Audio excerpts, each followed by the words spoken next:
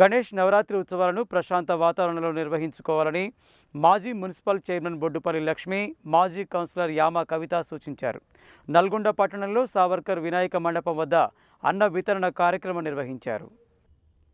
నల్గొండ పట్టణంలోని సావర్కర్ నగర్లోని వినాయకుని విగ్రహం వద్ద 6వ రోజు వినాయక కమిటీ ఆధ్వర్యంలో అన్నప్రసాద వితరణ కార్యక్రమం ఘనంగా నిర్వహించారు.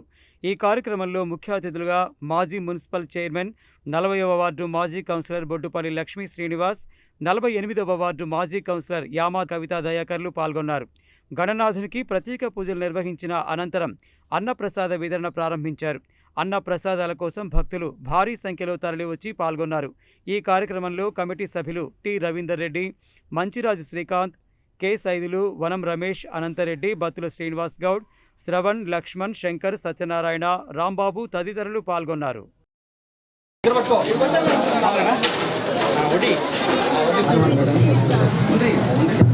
ఓకే, నెక్స్ట్ వరుణ్ గారు మీకు రావాల్సింది కోరుతున్నాను.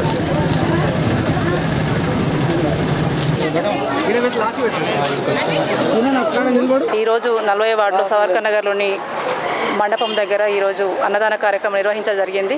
మీ యూత్ కమిటీ పేరేంటి? శ్రీరామ్ యూత్ ఆధ్వర్యంలో ఈరోజు అన్నదాన కార్యక్రమం ఘనంగా నిర్వహించడం జరుగుతుంది.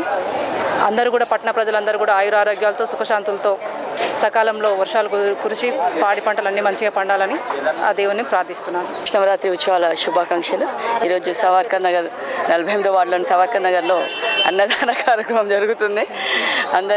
ప్రజలందరూ కూడా ఈ అన్నదాన కార్యక్రమంలో పాల్గొని విజయవంతం చేయాలి. అదేవిధంగా ఇక్కడ 9 రోజులు కూడా అన్ని కార్యక్రమాలు సక్రమంగా నిర్వహించడం జరిగింది.